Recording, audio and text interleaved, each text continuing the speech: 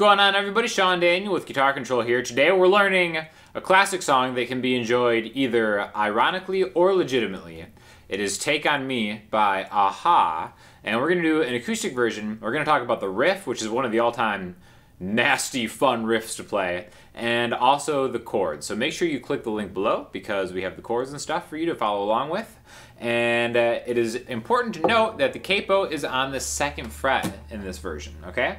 So first of all, we're just gonna learn the chords and then we're gonna learn the riff because they really interact, and it's also really a great lesson in seeing how riffs are made and that they come from chords anyways, all right? So the verse of the song sounds like this.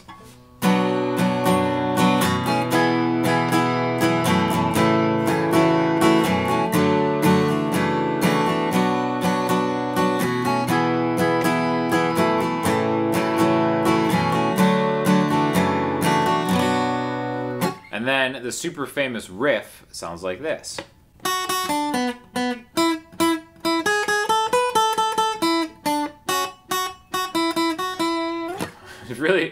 It's hard to play that without kind of smiling. All-time classic. Even works on an acoustic guitar, right? So real quick, again, chords relative to the capo are A minor, pointer finger, 1st fret on the B string relative to the capo, ring finger, 2nd fret on the G string, middle finger, 2nd fret on the D string. Open A and open E. Highest 5 strings. So in reality this would be a B minor chord, but because there's a capo on there, A minor. That's going to be essentially what the rhythm of it is going to be like. Down, down, up, down, up. Just like that. From there we're going to go to a D chord. 2nd fret on the high E string, 3rd fret on the B string, pointer finger, 2nd fret on the G string. Same strumming pattern. From here we can go to a G major chord. Now I want to use this G major chord with your pinky on the 3rd fret of the high E string, your ring finger, the 3rd fret of the B string, pointer finger, 2nd fret of the A string, middle finger, 3rd fret of the low E string. Now there's a reason that we're using this one, and it's because of the melody of the riff. Okay, so we're going to get there in just a second, but we're going to use this G major, same thing. And then the 4th chord of the progression is a C major, but it gets split with a descending bass note like this. So it's kind of like a C major, ring finger, 3rd fret of the A string, middle finger, 2nd fret of the D string, open G, pointer finger, 1st fret of the B string. And then we're going to take the root note, and halfway through the bar, we're going to switch it to the 2nd fret, which is a B, okay?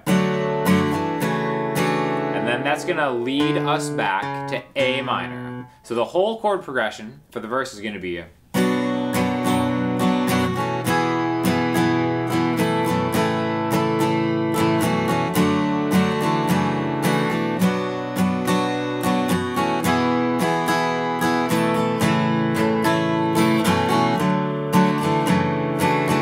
Now, let's talk about the riff, because the riff comes from these chords. Remember, the first chord is an A minor. Now, if we play the highest 3 strings of an A minor backwards, that's actually the beginning of the riff. Open on the E string.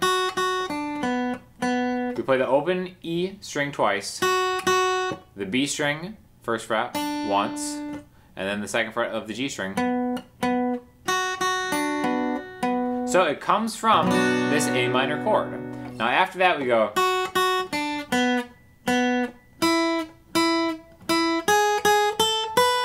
Okay, so we have 3, 3, 3 all on the B string, high E string, 2, 2, 3, 5. Again, relative to the capo. So part 1 is part 2. And I think it's important to break these into 4 parts, just like we broke the progression into 4 different chords, because each of these parts goes with the chord. That's how these melodies were written. That's how the accompanying chords were chosen.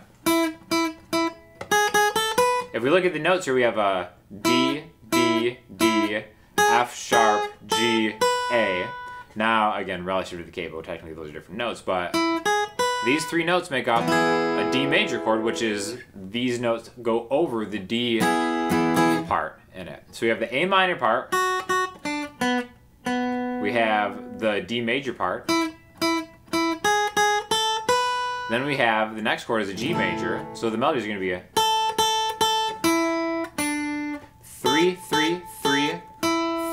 B, 1, B. Now you probably have noticed that that note isn't in a G major chord, but it is in a C chord. So that's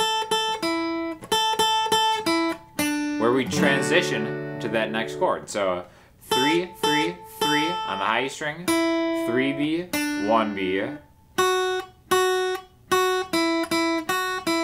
And this is going to be kind of over the C to B walk. E, E, E, 3B, open E, 3B. So all together, just for the riff.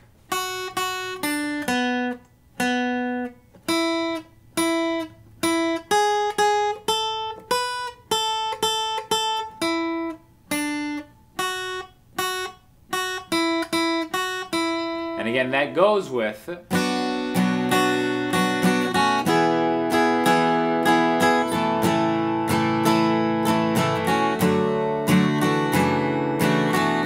then you can actually repeat it. Now, if you want to get a little bit more advanced, you can start incorporating the melody into the chords.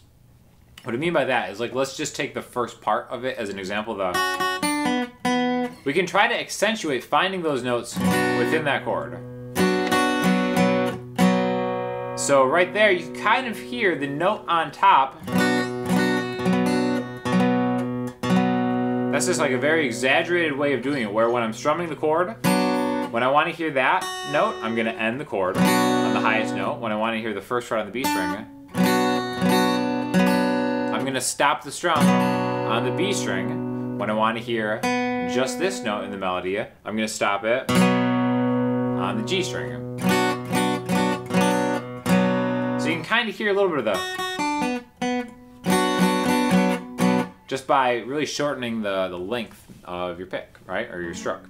So that's the verse, chord progression, and the riff combined. Now there's one more chord progression, but there's also kind of like a variation I want to talk about, and it sounds like this.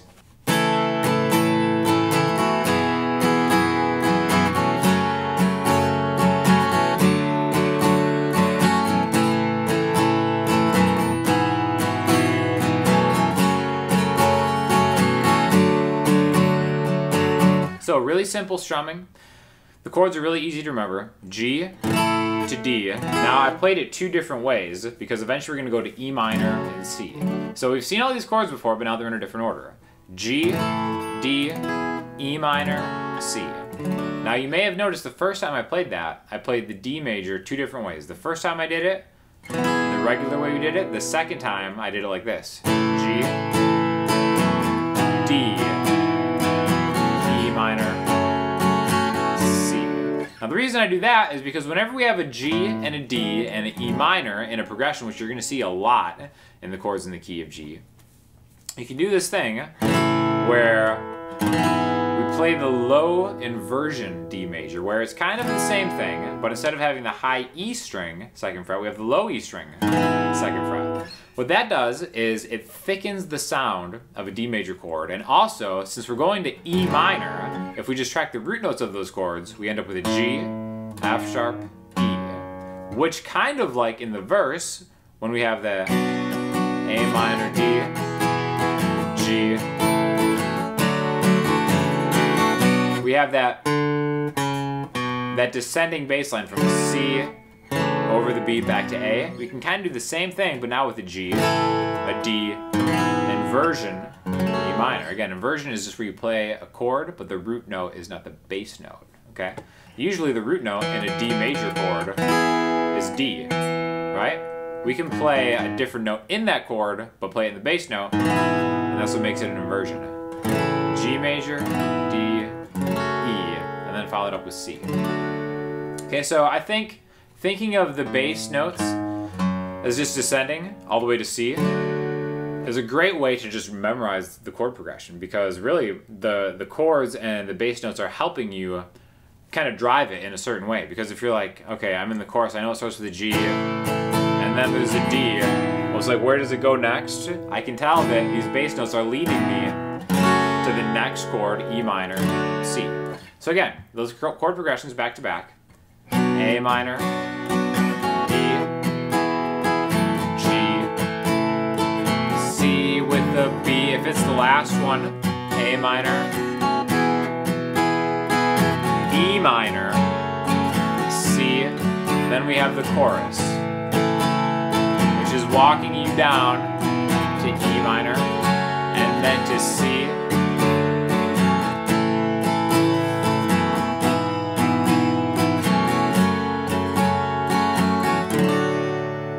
and then really, you can go back to the verse from there. You can end the song, resolve it however you want.